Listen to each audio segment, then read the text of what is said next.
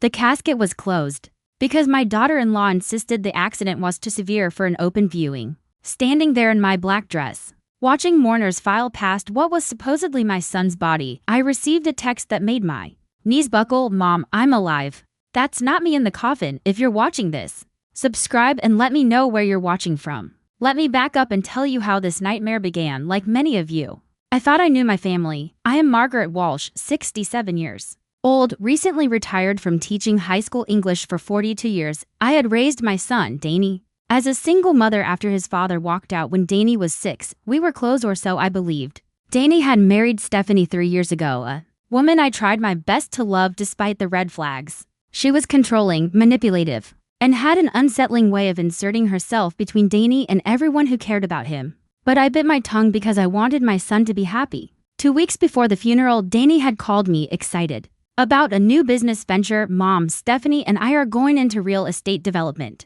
We found this incredible opportunity in Florida. I can't tell you much yet, but we might need to relocate temporarily. His voice had an edge of excitement I hadn't heard in years. Just be careful, sweetheart, I said, motherly instincts prickling. These investment schemes can be risky. It's not a scheme, Mom. This is legitimate big money, life-changing money, he laughed. But there was something forced about it. Stephanie's really good with numbers. She's figured it all out. The next week, I got the call every parent dreads. Stephanie, sobbing hysterically, told me Danny had been killed in a car accident. The vehicle had caught fire, leaving his body badly burned and difficult to identify. She insisted on handling all the funeral arrangements herself. I can't bear for you to see him like that, she wailed into the phone. Please, Margaret, let me protect you from this horror. Something about her performance felt rehearsed, but grief makes you question your instincts. I had buried my husband 20 years earlier and knew how shock could make people behave. Strangely, against every fiber of my being, I agreed to the closed casket, but now, standing at my son's funeral with his impossible text glowing on my phone screen, I realized my instincts had been screaming warnings I had ignored. The woman weeping beside me wasn't a grieving widow, she was an actress, putting on the performance of her life, and apparently my son was very much alive. I slipped out of the funeral parlor, hands shaking as I typed back, "Where are you? What's happening?" The response came immediately, "Can't explain now, they're watching. Meet me at the old Miller farm tomorrow, 3 p.m. Come alone. Don't trust Stephanie." My mind reeled as I walked back into the viewing room, forcing myself to accept condolences from neighbors and friends who had no idea they were mourning an empty box. Stephanie clung to my arm, her perfectly applied makeup somehow never smudging, despite her constant tears. "Thank you for being so strong, Margaret," she whispered, squeezing my hand. "Danny would be so proud of how you're handling this." I wanted to grab her by the shoulders and demand the truth, but something told me to play along. If Danny was hiding, there had to be a reason, and if these people were dangerous enough to fake his death, confronting Stephanie publicly could put us both at risk. Instead, I smiled sadly and patted her hand. "We'll get through this together, dear." The Miller farm was where Danny used to take his dates as a teenager, thinking I didn't know it had been abandoned for years, sitting on 20 acres of overgrown land about 15 miles outside town. If someone wanted to meet secretly, it was the perfect spot. That night, I barely slept. Every noise made me jump, every shadow seemed threatening. What had Danny gotten himself into? Was he really in danger? Or was this some elaborate scheme he and Stephanie were running together? The rational part of my mind said the text could be fake. That grief was making me grasp at impossible hope. But the message had come from Danny's phone, and who else would know about the Miller farm? The next afternoon, I drove my old Honda down the dirt road leading to the abandoned farmhouse, my heart hammering against my ribs. If Danny was alive, why fake his death? If he was in trouble, why not come to me for help? As I pulled up to the crumbling house, I saw a figure emerge from behind the old barn. Even from a distance, I recognized the walk, the way he held his shoulders. It was my son, very much alive and looking nervously over his shoulder. Danny ran to my car as I parked, and when I stepped out, he pulled me into a fierce hug that confirmed what my heart already knew. This is real. My boy is breathing warm, alive. Mom, I'm so sorry, he whispered into my hair. I never wanted you to go through that funeral, but I had to make sure you were safe first. Safe from what? I asked, pulling back to look at his face, searching for answers. His eyes were haunted, older than they'd been just weeks ago. From the people Stephanie had been working with. Mom, I think they want to kill me for real. We sat in his truck behind the old barn while Danny explained how his perfect marriage had become a nightmare. Stephanie hadn't married him for love, she'd married him for access to something far more valuable. Then his teacher's pension. Remember when Grandpa Joe died and left you that property in Colorado? Danny asked. I nodded. My father had owned 40 acres of what everyone thought was worthless mountain land. I'd never even seen it. I'd just paid the property taxes every year out of habit. Stephanie had it surveyed without telling either of us. Turns out there's a natural gas reserve underneath it worth millions, maybe tens of millions.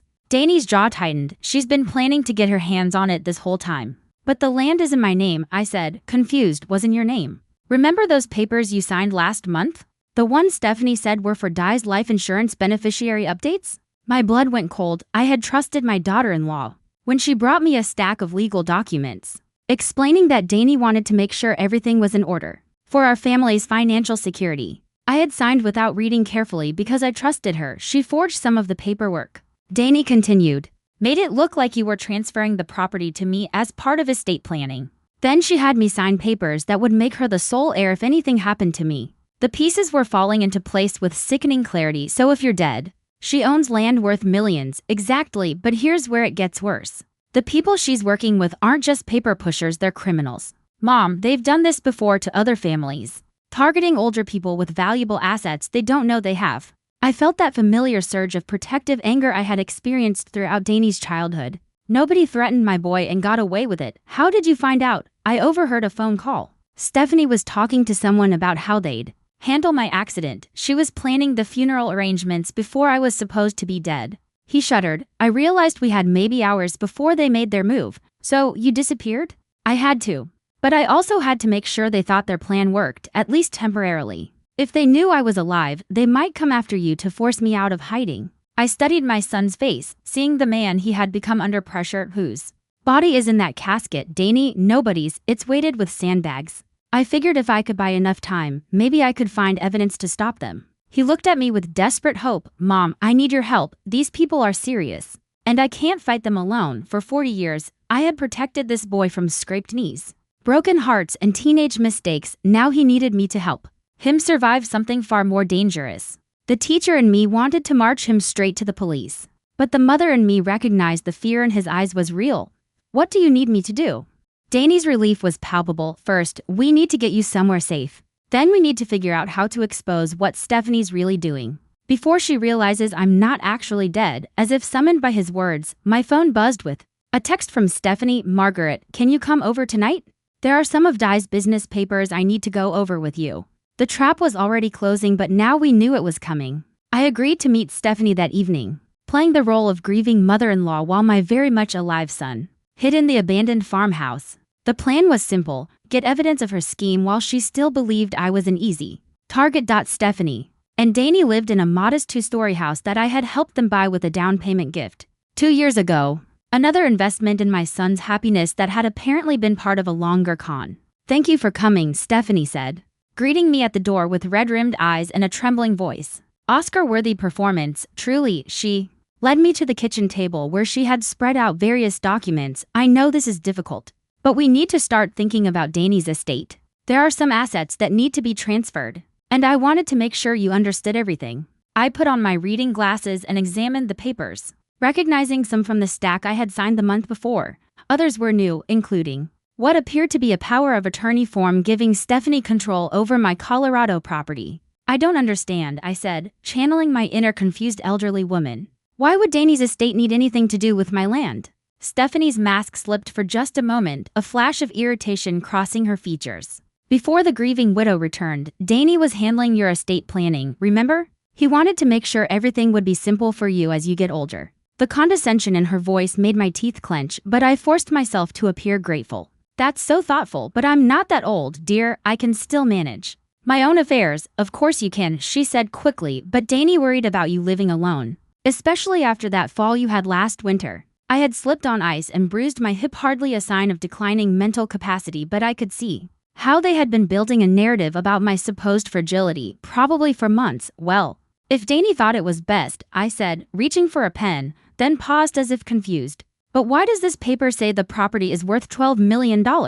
My father's old land isn't worth anything. Stephanie's pupils dilated slightly. That's just a placeholder number for insurance purposes. Legal documents require estimated values. I nodded as if it made perfect sense. then deliberately knocked over my water glass, soaking the papers. Oh no, I'm so clumsy. While Stephanie rushed to get towels, I quickly took photos of the soggy documents with my phone. When she returned, I was dabbing helplessly at the mess. I'm so sorry, dear. Should we do this another day? No, it's fine, Stephanie said, though I could see the frustration she was trying to hide. I have copies. Why don't we just focus on the property transfer tonight? We can handle the rest later. She produced a fresh copy of the power of attorney document, and I pretended to read it carefully while actually studying her face. There was something predatory in her expression. When she thought I wasn't looking like a cat watching a mouse, will this help with taxes? I asked innocently. Absolutely, it'll save you thousands. She leaned forward eagerly. All you need to do is sign right here. I picked up the pen,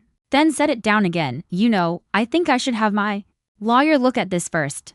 Danny always said never to sign legal documents without professional advice. The temperature in the room seemed to drop 10 degrees. Stephanie's smile became strained, almost grotesque. Margaret, I am family. You can trust me, and the longer we wait, the more complicated the tax situation becomes. I'm sure you understand, dear. It's just good practice. Something in her tone made my survival instincts kick into high gear. This wasn't just about money anymore. I was looking at a woman who would do whatever it took to get what she wanted, including eliminating obstacles. I stood up, gathering my purse. I'll call my attorney tomorrow. Stephanie's composure finally cracked. Sit down, Margaret. We're not finished here. The grieving widow was gone, replaced by something much more dangerous. And I realized my son hadn't been paranoid at all. The drive back to my house felt like the longest 20 minutes of my life. Every car that followed too closely, every shadow that seemed out of place, made my hands tighten on the steering wheel. By the time I pulled into my driveway, I was convinced Stephanie had already figured out that I knew too much. I was right. 3 men were waiting in my living room when I walked through the front door. They weren't trying to hide their presence. They had turned on my lamps and made themselves comfortable on my furniture. Like they owned the place. Mrs. Walsh said the one sitting in my late husband's recliner. A man in his 50s with the kind of face you'd forget immediately if you weren't terrified of it. We need to talk. My teacher instincts kicked in, the same calm authority I had used to control unruly teenagers for 4 decades. I don't recall inviting anyone into my home. You'll need to leave immediately, the man smiled. And it was worse than if he had threatened me outright. I'm afraid we can't do that just yet. See, there's been some confusion about your son's business affairs, and we need to clear it up. My son is dead, I said flatly. Whatever business he had died with him. That's the thing. Mrs. Walsh, we have reason to believe Danny might not be as dead as everyone thinks. My heart stopped, but I kept my expression neutral. That's a terrible thing to say. I buried my boy today, did you? The second man, younger with cold eyes, pulled out his phone and showed me a grainy photo of Danny taken that afternoon near the Meller farm. Because this was taken about 3 hours ago, I stared at the photo, my mind racing. How had they found him so quickly? I don't know what kind of sick game you're playing, but no games, Mrs. Walsh. Your son owes U.S. money, a lot of money, and since he's decided to play dead instead of paying up, we're going to have to collect from his next of kin. The third man, who had been silent until now, spoke up. We're getting what we're owed. Either Danny surfaces and pays his debts, or you transfer that Colorado property to cover what he owes. They knew about the land, which meant Stephanie had already told them everything, probably before Danny's supposed death. This whole elaborate scheme was falling apart, and they were moving to Plan B. How much money are we talking about? I asked, playing for time while trying to figure out how to warn Danny. $2.5 million, plus interest. Your boy made some very poor investment choices with our money. The number hit me like a punch to the stomach. Even if the land was worth what they claimed, there was no way I could liquidate it quickly enough to save Danny's life.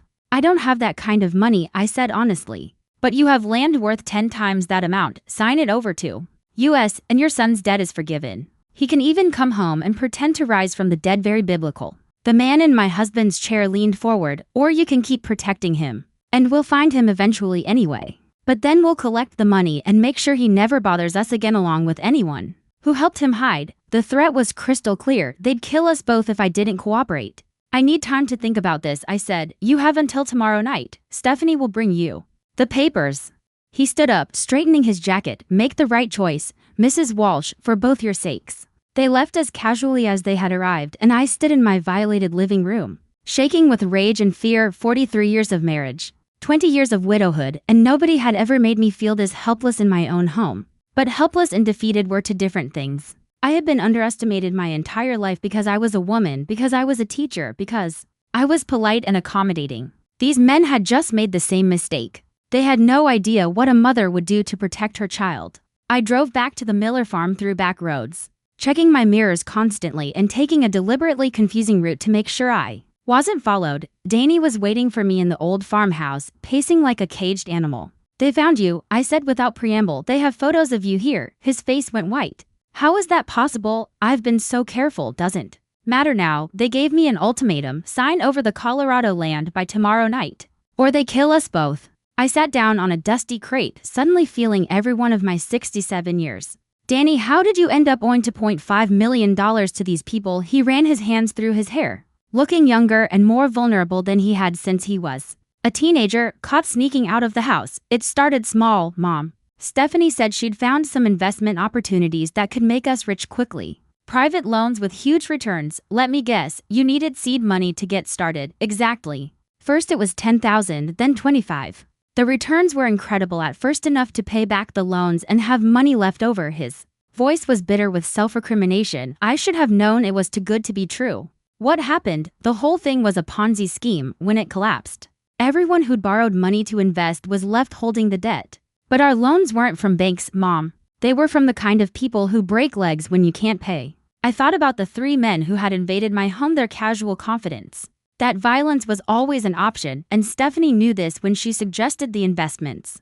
"That's what I'm trying to figure out. Either she's the dumbest person alive, or she's been setting me up from the beginning." He looked at me with desperate eyes. "What are we going to do?" For the first time since this nightmare began, I felt a spark of Thea determination rose in me, the same determination that had carried me through single motherhood, widowhood, and 40 years of dealing with difficult teenagers. "We're going to give them exactly what they want," I said. "The Colorado property." Danny's shoulders sagged with relief and defeat. "Mom, I can't let you sacrifice everything for my mistakes." "Who said anything about sacrifice?" I smiled, feeling more like myself than I had in days. "Sweetheart, you're assuming that land is the only card we have to play. But you're forgetting something important." "What's that?"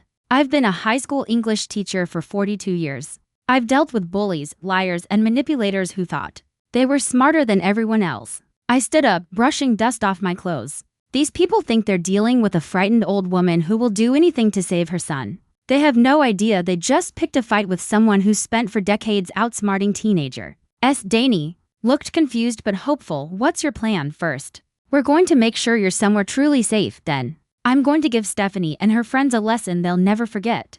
But we need to move fast. I have papers to sign tomorrow night, and I want to make sure those papers say exactly what I want them to say." "Mom, these aren't high school kids trying to cheat on a test. These people are dangerous." I thought about the man sitting in my husband's chair, making threats in my own living room. The fury I'd been holding back all day crystallized into something cold and sharp. "So am I, sweetheart. They just don't know it yet." The next morning, I did something I hadn't done in 20 years. I called in sick to my volunteer work at the library and drove to the city to meet with the one person who could help me turn this disaster into justice served. Marcus Chen had been my lawyer since my husband died, but more importantly, he'd been my student 30 years ago, a rebellious teenager trying to coast through senior English. Now he ran one of the most respected criminal defense firms in the state, and he still owed me a favor for not flunking him when he deserved it. "Margaret Walsh," he said, standing up from his mahogany desk with a genuine smile. "You look exactly the same as when you were terrorizing us with Shakespeare."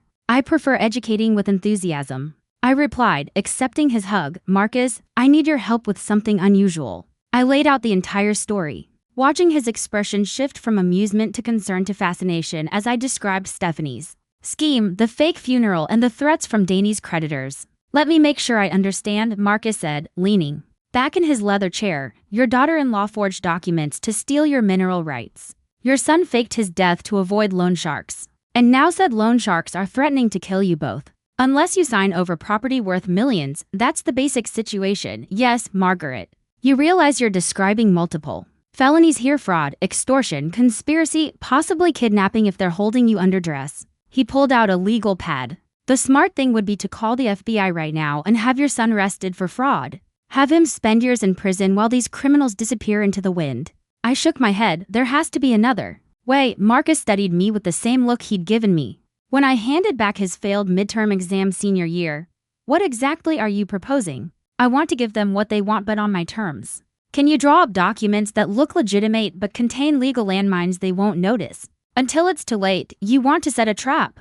I want to give them enough rope to hang themselves while protecting Danny and recovering what they stole from other families. I leaned forward. Marcus, these people have done this before. How many other seniors have lost everything because someone trusted the wrong person? He was quiet for a long moment, then smiled with an expression I remembered from the day he'd finally understood the meaning behind Hamlet's revenge plot. What did you have in mind? 3 hours later, I left Marcus' office with a briefcase full of legal documents that looked exactly like what Stephanie and her criminal friends expected, but contained enough hidden clauses to ensure they'd be confessing to multiple felonies. The moment they signed them, the papers transferred ownership of my Colorado property to a newly created trust, with Stephanie as the designated trustee. What they wouldn't realize until it was too late was that the trust documents included automatic provisions requiring any trustee to report all previous fraudulent activities to federal authorities, and that accepting the position constituted a legal confession to any crimes committed in pursuit of the property. It's diabolical.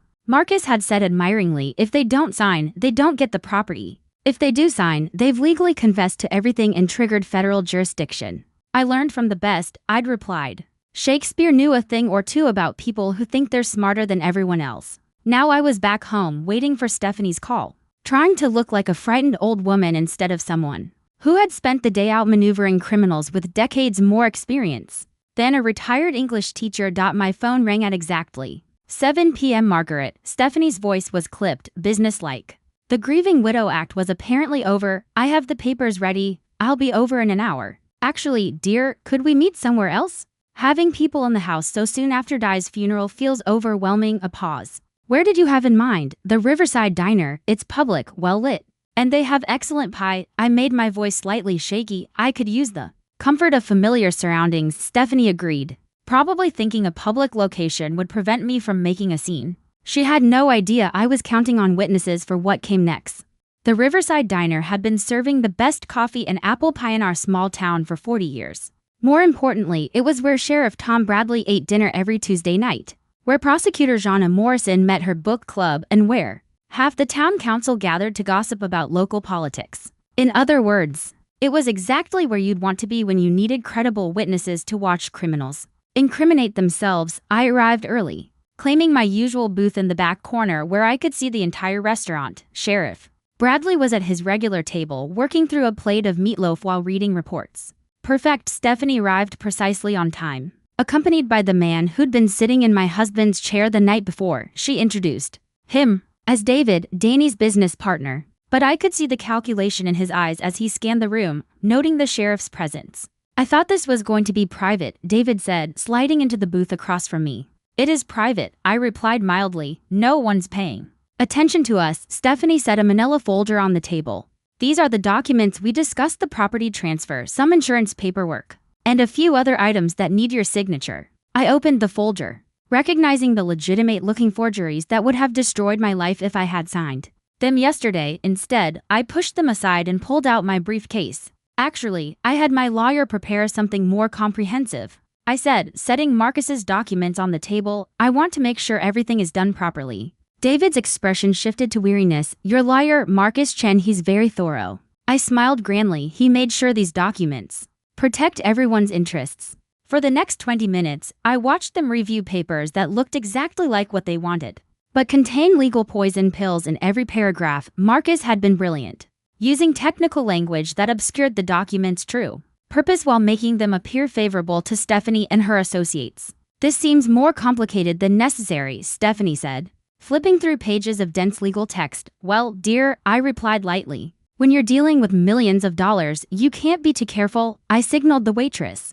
for more coffee. Marcus had insisted on including provisions to protect against any previous irregularities in the property's ownership history. David looked up sharply. What kind of irregularities? Oh, you know, the usual concerns. Making sure there are no outstanding liens, no fraudulent transfers, no criminal activity associated with previous ownership changes. I kept my voice light and conversational. Standard legal protection. What I wasn't telling them was that by signing these documents, they'd be legally acknowledging that they were aware of previous criminal activity. and accepting responsibility for reporting it to federal authorities. Marcus had woven the confession requirements so cleverly into the property transfer language that they'd essentially be pleading guilty to multiple felonies. I think we should have our lawyer review this first, David said, starting to close the folder. Of course, I agreed easily, though I should mention, Marcus said the property tax implications changed significantly after midnight tonight. Something about quarterly reporting requirements and federal oversight of high-value mineral rights transfers. It was complete nonsense, but it sounded official enough to create urgency. Stephanie and David exchanged glances. Exactly what happens after midnight? Stephanie asked. The transfer becomes subject to additional federal scrutiny, I replied smoothly, which could delay processing for months. Marcus said it's better to handle everything under the current regulations.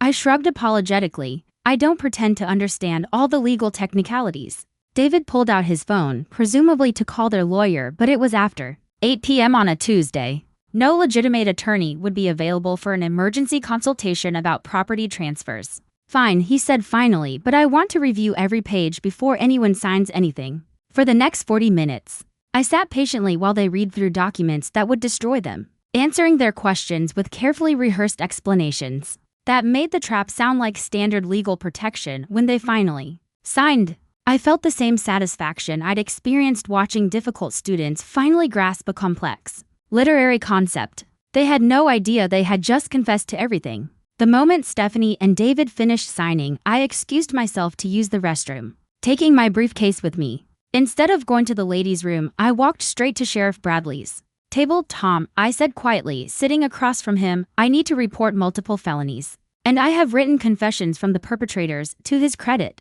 Sheriff Bradley set down his fork and gave me his full attention without questioning. Why Margaret Walsh, retired English teacher and pillar of the community, was suddenly talking about criminal confessions. I quickly explained the situation, keeping one eye on Stephanie and David, who were still sitting in the booth, probably planning how to spend their millions. Tom's expression grew darker with each detail. Margaret, these people threatened to kill you and your son. They made their intentions very clear. I opened my briefcase and showed him the documents. My lawyer designed these papers so that by signing them, they've legally acknowledged their criminal activities and agreed to cooperate with federal authorities. Tom examined the papers, his 20 years of police experience evident in how quickly he grasped the legal implications. This is incredibly clever and completely legal. Completely. Marcus made sure of that, I said, glancing toward the booth where Stephanie was checking her watch impatiently. Tom, there's something else. My son isn't actually dead. That got his attention. Come again. Danny faked his death to protect himself from these people. He's been hiding, but they found him anyway. I pulled out my phone and showed him the photos I'd taken of the forged documents. In Stephanie's kitchen, I have evidence of the fraud, extortion, and conspiracy. And now I have their signed confessions. Sheriff Bradley was quiet for a moment, then smiled with genuine admiration. Margaret, in 30 years of police work, I've never seen a civilian conduct a more thorough criminal investigation. He stood up, straightening his uniform. Let me go have a conversation with your dinner companions. Wait, I said, putting a hand on his arm. There's something else you should know. They have partners, other people involved in this scheme. If you arrest Stephanie and David now, the others might disappear. What are you suggesting? Give me 5 more minutes with them. Let me confirm the meeting location where they're supposed to deliver the signed documents to their bosses. I smiled. Then you can arrest everyone at once. Tom studied my face, probably wondering when the mild-mannered English teacher had turned into a master strategist. 5 minutes. But Margaret, if this goes sideways, it won't. I've been handling difficult people for 42 years. These criminals are just better dressed than my former students. I walked back to the booth where Stephanie and David were growing increasingly impatient. Sorry for the delay, I said, sliding back into my seat. Where do we go from here? David relaxed slightly. We need to get these documents to our legal team tonight for final processing. There's a warehouse on Industrial Boulevard where we're meeting them tonight. The sooner we complete the transfer, the sooner we can all move forward. Stephanie added, it's been such a difficult time. I nodded sympathetically while mentally noting the location. Industrial Boulevard was perfect for a police raid, isolated enough that civilians wouldn't be at risk when the arrests went down. I suppose you'll need me there to verify my identity for the transfer, I asked. Actually, no, David said quickly. Your signature on these documents is all we need. Can go home and try to get some rest. Of course, they didn't want me at the meeting. I was supposed to go home and wait quietly while they celebrated stealing millions from a grieving Mother. Well then, I said, standing up and gathering my things. I guess this is goodbye. Stephanie actually had the audacity to hug me. Thank you, Margaret. Danny would be so proud of how strong you've been. As I walked out of the diner, I saw Sheriff Bradley finishing his dinner and preparing to follow me in 30 minutes. Stephanie and her criminal associates would discover that their victim had been hunting them all along. But first, I had a phone call to make. I called Danny from my car in the diner parking lot, watching through the window as Sheriff Bradley made his own phone calls, presumably coordinating with state and federal authorities. Mom. Danny's voice was tight with anxiety. How did it go? Better than expected. They signed everything, and Sheriff Bradley is coordinating arrests as we speak. I started my car, keeping my voice calm despite the adrenaline coursing through me. Sweetheart, I need you to stay exactly where you are until this is over. What about Stephanie? Does she suspect anything? I thought about my daughter-in-law's performance, the fake grief, the casual threats, the way she'd manipulated both Danny and me for months. She suspects I'm a frightened old woman who just signed away millions to save her son's life. She has no idea what actually happened. Mom, what if something goes wrong? What if they figure out the documents are traps before the police get there? It was a legitimate concern. Marcus' legal landmines were sophisticated, but they weren't foolproof. If Stephanie and David had a lawyer review the documents before meeting their partners, they might realize they'd been outmaneuvered. Then we'll deal with that problem when it happens. I said firmly, Danny, I need you to understand something. What happened to you? What these people tried to do to our family? It's not your fault. Stephanie targeted you specifically because you're decent and trusting. I should have been smarter. I should have seen through her. Sweetheart, I lived with your father for 23 years and thought I knew him completely. Sometimes the people closest to us are the hardest to see clearly. I pulled out of the diner parking lot, following the route that would take me past Industrial Boulevard. The important thing is that we're fixing it. 20 minutes later, I parked on a hill overlooking the warehouse district, close enough to see the activity, but far enough to be safe. Sheriff Bradley had been thorough. I could see unmarked police cars positioned at every exit and what looked like federal agents in tactical gear surrounding the main building. My phone buzzed with a text from Marcus. FBI confirms your documents. Triggered automatic federal jurisdiction. Whatever happens tonight, these people are going away for a very long time. At 10:47 p.m., I watched through binoculars as 3 cars converged on the warehouse Stephanie and David had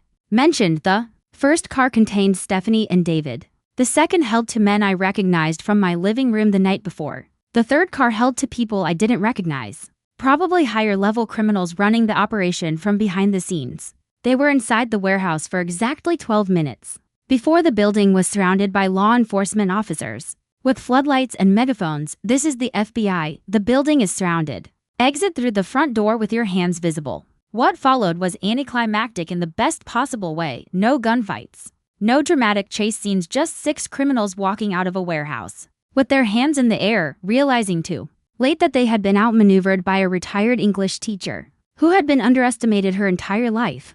My phone rang as the last suspect was loaded into a police car. Mrs. Walsh.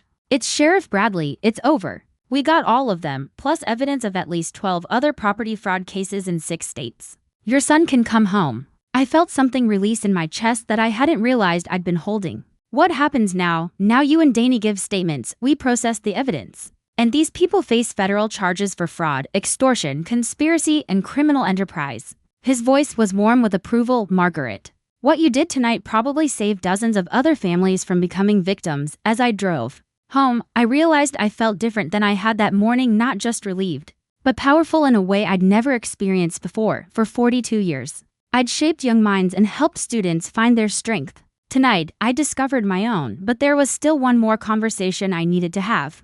Danny was waiting on my front porch when I pulled into the driveway, and seeing him there in the light from my porch lamp, alive, safe, and free, nearly brought me to my knees with relief. Is it really over? He asked, pulling me into a fierce hug. It's over, I confirmed. Stephanie and her associates are in federal custody. The property is safe. You're safe. We went inside and I made coffee while Danny sat at my kitchen table, looking older and wiser than he had just a week ago. The boy who'd trusted too easily was gone, replaced by a man who'd learned hard lessons about human nature. Mom, I need to know something, he said as I set his favorite mug in front of him. When did you figure out that Stephanie was targeting me specifically? I'd been thinking about that question myself.